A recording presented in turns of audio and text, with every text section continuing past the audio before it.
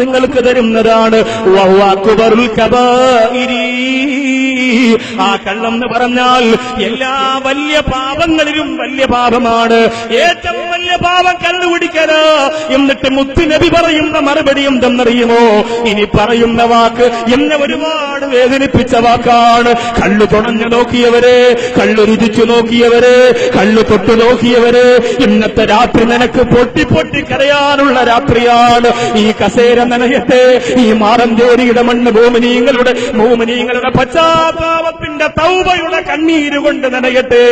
ഇന്നലെ മുതൽ എത്രയോ ഒരു മാസം കൊണ്ട് ഫേസ്ബുക്കിലും നെറ്റിലും ഒക്കെ ആയിരക്കണക്കിന് പതിനായിരക്കണക്കിന് ചെറുപ്പക്കാർ കേരളത്തിന്റെ ലക്ഷക്കണക്കാർ യുവ സുഹൃത്തുക്കളോട് പറഞ്ഞതെന്തെന്നറിയോ?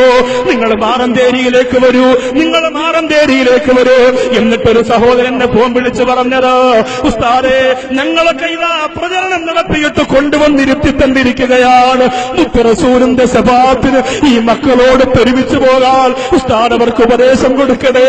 മുത്തായ നബി തങ്ങൾ ഹൗദുൽ കൗസർ കൊടുക്കണ്ടോ യാ റസൂലല്ലാഹ് എന്ന് പറഞ്ഞുകൊണ്ട് ഹൗദിന്റെ ചാരത്തേക്ക് പറഞ്ഞതല്ല, ഈ സമുദായത്തിന് നിർദ്ദേശം കൊടുക്കണമെന്ന് പൊട്ടിക്കരന്നുകൊണ്ട് വൈകുന്നേരം ഫോൺ വിളിച്ചു പറഞ്ഞ മലബാറിന്റെ മക്കളെ പ്രവേര പഠിച്ചുകൊള്ളുക. ഏറ്റവും വലിയ വേദനയുടെ ഹദീസ് പഠിച്ചുകൊള്ളുക. കള്ളുകുടിക്കുന്നവരെ പെട്ടെന്ന് തൗബ ചെയ്തോ, രുചിച്ചു നോക്കിയവരെ പെട്ടെന്ന് തൗബ ചെയ്തോ, നുണഞ്ഞു നോക്കിയവരെ പെട്ടെന്ന് തൗബ ചെയ്തോ. അല്ലാഹുവിന്റെ റസൂൽ പറയുന്ന കണ്ടോ, മനുഷ്യരിബഹ, ആരെങ്കിലും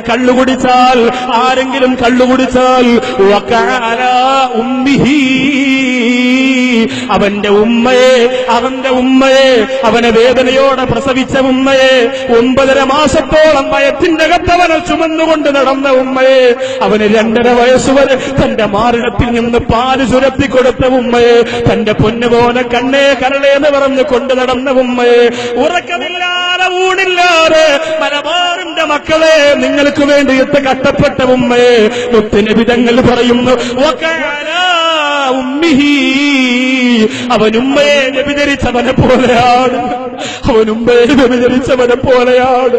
ആരോട് പറയാനാ പ്രിയപ്പെട്ടവരെ, ആരെ ഉപദേശിക്കാനാ സഹോദരങ്ങളെ? എന്റെ മുമ്പിൽ വന്നിരുന്ന് ഞെളിഞ്ഞിരുന്നിട്ട് വിദേശ രാജ്യത്തിലേക്ക് വിസയെടുത്തുകൊണ്ട് പറന്നു പോകുമ്പോ വിദേശ രാജ്യത്ത് ആരും ചോദിക്കാറില്ലല്ലോ, ആരും പറയാറില്ലല്ലോ. തോന്നിയതുപോലെ ആകാമല്ലോ.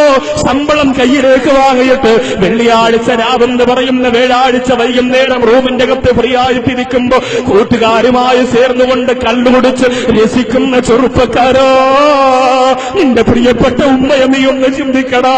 ആ ഉമ്മയുടെ മുഖമൊന്ന് നീ ആലോചിക്കുമ്പോഴേ ആ ഉമ്മയെ വ്യഭിചരിച്ചവനെ പോലെയാണ് കള്ളുകുടിയനെന്ന് തോഹാ മുഹമ്മദ് മുസ്തഫ സല്ലല്ലാഹു അലൈഹി വസല്ലം. അല്ലാഹു നമ്മെ കാത്തിരക്ഷിക്കുമാറാകട്ടെ. ഒരു തുള്ളി കള്ളിന് വേണ്ടി പിന്തുണ ഇനി മലബാറിന്റെ ഈ സരസിൽ വന്നിരുന്ന മക്കളിൽ നിന്നുണ്ടാവുകയില്ല. ഇനി വരുന്ന പത്രമാധ്യമങ്ങളിൽ ഇൻഷാ അല്ലാഹ് അഭിമാനത്തോടെ വരും വർഷങ്ങളിൽ നമുക്ക് വായിക്കാൻ സാധിക്കണം, കള്ളുകുടിയിൽ നിന്ന് മുസ്ലിം സമുദായം ഒഴിവായിക്കൊണ്ടിരിക്കുന്നുവോ എന്ന സംശയം കേരളത്തിന്, ലോകത്തിന് തോന്നുന്ന തരത്തിലൊരു മാറ്റമുണ്ടാക്കാൻ നിങ്ങൾക്ക് സാധിക്കണം. കഴിയും സഹോദരൻ, കഴിയും. അള്ളാഹു നമുക്ക് തന്നിരിക്കുന്ന ഐശ്വര്യവും അനുഗ്രഹം എത്ര വലുതാണ്. നിങ്ങൾക്ക് കേൾക്കണോ മറ്റൊരു ഹദീസ്? നബി സല്ലല്ലാഹു അലൈഹി വസല്ലം തങ്ങൾ പറഞ്ഞ മറ്റൊരു ഹദീസ്. ഉമ്മയെ വ്യഭിചരിച്ചവനെ പോലെയാണെന്നൊക്കെ അന്ന് പറയുമ്പോ സഹാബികൾ നെഞ്ചത്തടിച്ച് നിലവിളിച്ചുകൊണ്ട് ചോദിക്കും, നബിയെ അങ്ങനെയൊക്കെ ലോകത്ത് സംഭവിക്കും, ഒരു ഉമ്മായി അങ്ങനെ കാണാൻ വരാൻ അവന് കഴിയൂലല്ലോ. 14 വയസ്സുള്ള മകൻ അടുക്കളയിൽ നിന്ന് ജോലി ചെയ്യുന്ന പ്രിയപ്പെട്ട ഉമ്മയുടെ ഫോട്ടോ മൊബൈലിലൂടെ ഒപ്പിയെടുത്തിട്ട് ഫേസ്ബുക്കിൽ ഇട്ടിരിക്കുകയാണ്. കേരളത്തിന്റെ മണ്ണിൽ നിങ്ങൾ കണ്ടതാ. 14 വയസ്സേ ഉള്ളൂ. ഉമ്മ മീനരിയുമ്പോ, മലക്കറി എരിയുമ്പോ, അടിച്ചുവാരുമ്പോ, വസ്ത്രമലക്കുമ്പോ അതൊക്കെ മൊബൈലിലൂടെ ഒപ്പിയെടുത്തിട്ട് തന്റെ കൂട്ടുകാർക്ക് ഫേസ്ബുക്കിലൂടെ അയച്ചുകൊടുത്ത 14കാരന്റെ അവസ്ഥ നിങ്ങൾ ചിന്തിക്കുമ്പോൾ വരും തലമുറയിൽ ഉമ്മയെ വ്യഭിചരിച്ചവനെ പോലെയല്ല, ഉമ്മയെ വ്യഭിചരിച്ചവനായിട്ട് ഈ സമുദായം മാറുവോ? അങ്ങനെയാണെങ്കിൽ പിന്നെ ഈ അതുകൊണ്ട് എന്തർത്ഥമാണ്? നമ്മുടെ നാടുകളിൽ ആയിരക്കണക്കിന് അള്ളാഹുവിന്റെ ഔലിയാക്കന്മാരുടെ മക്കാമുണ്ട് എന്ന് പറഞ്ഞിട്ട് നമുക്ക് പെരുമ കാണിക്കാൻ കഴിയില്ലല്ലോ. അവരുടെ ആദരവ് പിടിച്ചു പറ്റാൻ നമ്മുടെ ജീവിതം സംസ്കാര സമ്പന്നതയുടെ ഉത്തുംഗതയിലേക്ക് എത്തിക്കാൻ നമുക്ക് സാധിക്കണം. നിങ്ങൾക്ക് സാധിക്കുമെന്ന് ഉറപ്പാണ്. ഇന്നത്തെ രാത്രി എല്ലാ പ്രതിസന്ധി ഘട്ടത്തെയും തരണം ചെയ്തുകൊണ്ട് ഈ മഹനീയമായ മാറഞ്ചേരിയുടെ പാടത്ത് നിറഞ്ഞു കവിഞ്ഞ് തേനീച്ച കൂട്ടങ്ങളെ പോലെ വന്നിരിക്കാൻ നിങ്ങൾക്ക് കഴിയുമെങ്കിൽ ആണയിട്ട് ഞാൻ പറയുന്നു, നിങ്ങൾക്ക് ഞാൻ ഈ പറയുന്ന രീതിയിലൂടെ തീരുമാനമെടുക്കാനും സാധിക്കും. അള്ളാഹു നമ്മെ രക്ഷപ്പെടുത്തുമാറാകട്ടെ. മുത്തുനബി പറയുന്നു, മനുഷ്യരിബൽ ഖംറ ലം യറല്ലാഹു അൻഹു 40 ലൈല. ഒരാള് കള്ളു കുടിച്ചാൽ 40 ദിവസം വരെ അള്ളാഹുവിന്റെ തൃപ്തിയുടെ, അള്ളാഹുവിന്റെ കാരുണ്യത്തിന്റെ, അള്ളാഹുവിന്റെ പൊരുത്തത്തിന്റെ ഒരു അംശം പോലും അവനിൽ നിന്ന് അള്ളാഹു മാറ്റിവെക്കുന്നതോ. ഒരാള് കള്ളുകുടിച്ചാൽ 40 ദിവസം വരെ പൂർണ്ണമായും അവന് അള്ളാഹുവിന്റെ പൊരുത്തത്തിൽ നിന്ന് മാറ്റിവെക്കുന്നതാണ്. ഇതൊക്കെ ദുനിയാവിൽ അല്ലാഹു സുബ്ഹാനഹു വ തആല പടിപടിയായ ഒരു മനുഷ്യന് കൊടുക്കുന്ന നാശനഷ്ടങ്ങളാ. പിന്നെ നിങ്ങൾ ആലോചിക്കും, എന്തേ ഇത്ര കൂടാനുള്ള കാരണമുസ്താദേ? ഇത്രത്തോളം ഭയാനകരമാണ്, ഇത്രത്തോളം അടിമത്വമാണ്, ഇത്രത്തോളം അപകടമാണ്, ഇത്രത്തോളം നാശമാണ് ഈ മദ്യത്തിനെങ്കിൽ എന്തുകൊണ്ടാണ് ഉസ്താദേ കേരളത്തിൽ ഇങ്ങനെ കൂടിപ്പോകുന്നതെന്ന് ചോദിച്ചാൽ, മദ്യം പോലെ പിശാചിന് ഒരു മനുഷ്യന്റെ മനസ്സിനെ മയക്കാൻ മറ്റു മാർഗങ്ങളൊന്നുമില്ല. അതുകൊണ്ടാണ് ഉമ്മുൽ ഖബായിസ്, അതുകൊണ്ടാണ് തിന്മകളുടെ മാതാവ് എന്ന പേരതിന് കിട്ടിയത്.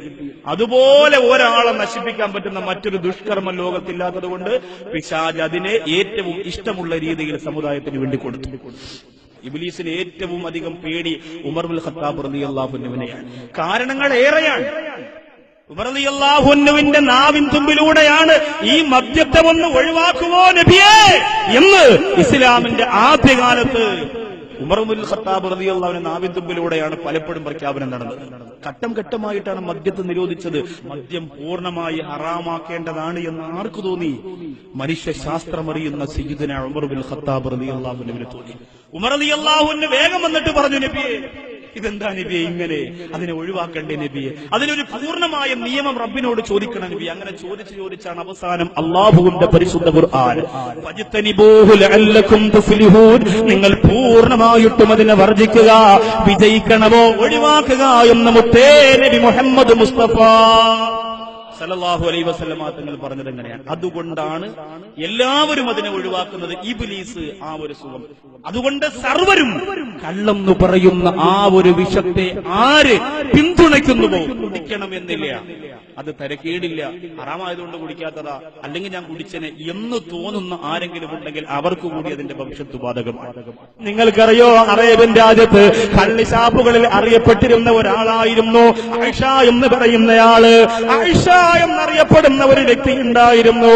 അയാള് മദ്യം വിളമ്പി കൊടുക്കുന്നയാളാ, അയാള് മദ്യം കുടിക്കുന്നയാളാ, അയാള് മദ്യരാക്ഷസനാണ്, അയാള് ലഹരി രാജാവാണ്.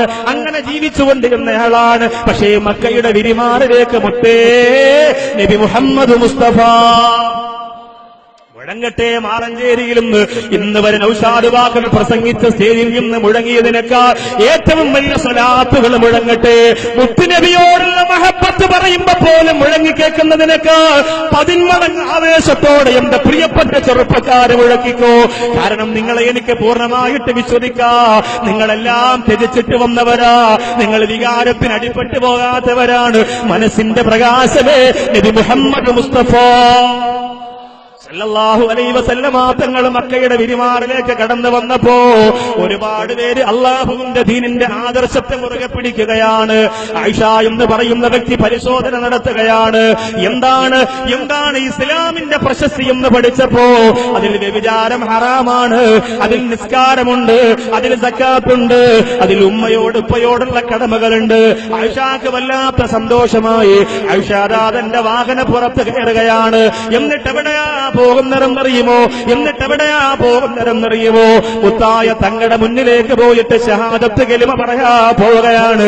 പോകുന്ന വഴിയിൽ ഒരാൾ തടഞ്ഞു നിർത്തിയിട്ട് ചോദിക്കുന്നു, ആയിഷ നീ എവിടെ